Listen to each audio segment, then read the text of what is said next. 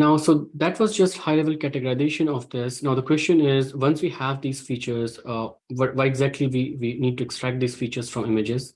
And once we have these features, what should we do about these features, right? So as I said earlier, once you have this compact representation of your data point, then you can use these features to solve any task. It could be detection, it could be recognition. You can use these features for tracking and a lot of other computer vision applications.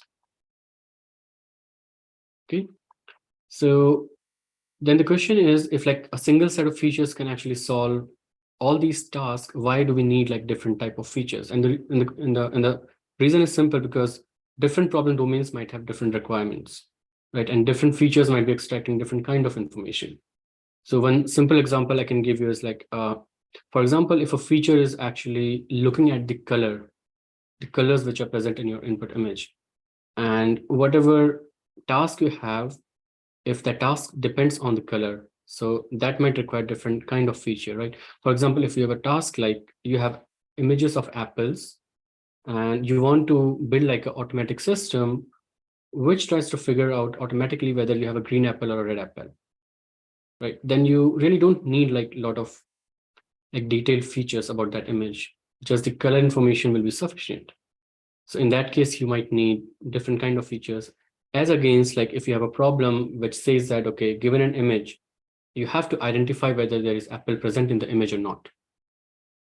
So in that case, color might be useful, because you might not have like a very odd colored apple, right?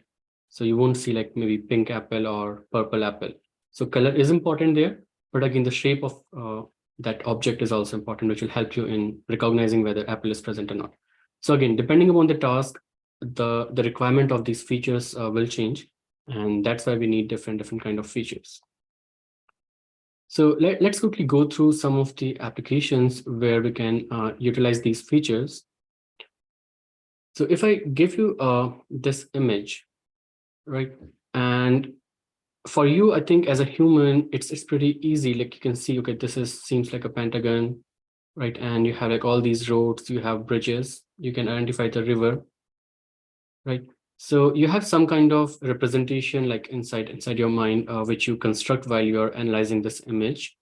And based on your prior experiences, what you have seen in your past, you will be able to make inferences about different aspects of this image. Okay, so matching is one interesting application where the goal is, let's say if I give you just like a small patch of this image, and this patch could be maybe coming from the same image, or this patch could be like a different view altogether. For example, in this case, I have this top view of this building, right? And you can see like this is kind of the image on the bigger image on the right. It's not directly from the top, it's kind of an oblique view. And that's, I mean, you can't just do like a point-wise matching between this patch and this building over here. It won't match. But as a human, we can easily say that, okay, this seems like the same building. And we don't really understand like how we do that, but that's how that's like you can say like one great visual power we have. So now let's try to understand if we have to match this patch and try to figure out where exactly this object is present in this image. So that's called, you can say, patch matching or image matching. And as I said earlier, since the viewpoint is different, because this is like captured directly from the top, and this is an oblique view. So even if you try to do a pixel-wise matching of these two patches, it's not going to work. So viewpoint is one reason. The other reason is you can see like the contrast or the color values, right? This seems like kind of washed out, or you can say it could be even grayscale here, but this is like is very colorful image. So even in that case, the pixel values won't match because the values of those pixels will be different. So in that case, features are actually important. If you take this patch, extract feature, then that feature will actually capture like what structure this patch has, right? This pentagon shape. So all different shapes will be captured in that compressed format. And again, if you try to extract the same set of features from patches inside this image, so the idea is that feature representation will be very close for this patch and the features which are extracted from this particular patch, if it's a good feature. Okay, so then that's how you can actually perform this image matching, or you can say patch matching, to figure out where objects are present in your big image.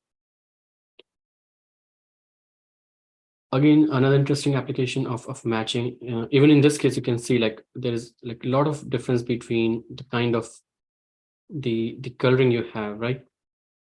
Of course, these are like the same objects, it's the same location, but the viewpoint is different. But as a human, you can easily actually match, like each statue you can easily match, you can locate. But for a computer vision algorithm, it's a very challenging task.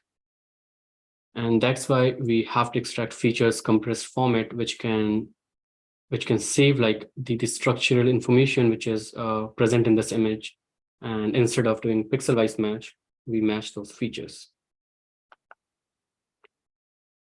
Okay, so this again is a very interesting application of features.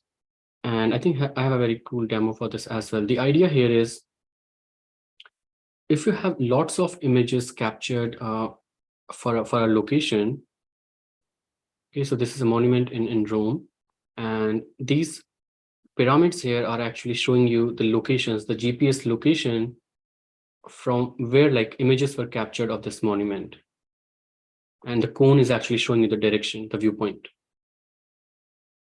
Okay, so all these images, and these are just some samples from that set.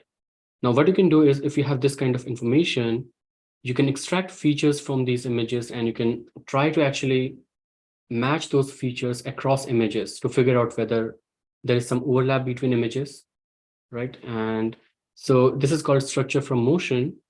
And given this like set of images, you can actually try to reconstruct this monument.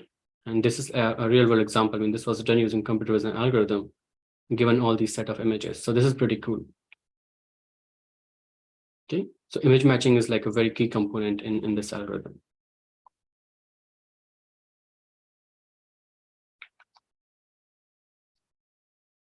The other interesting application is panorama stitching, and I think most of you might have this in your camera itself.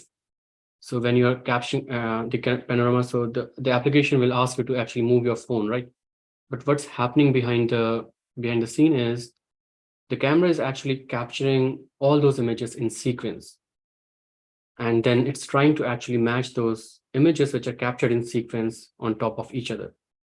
And this feature extraction of feature matching is being performed on the background, so that your image is actually very smooth once it's captured. Because how hard you try, I mean, you will have some shake in your hand, right, when you move your camera. So all of that is actually taken into account when we perform feature matching and when we try to stitch those images together.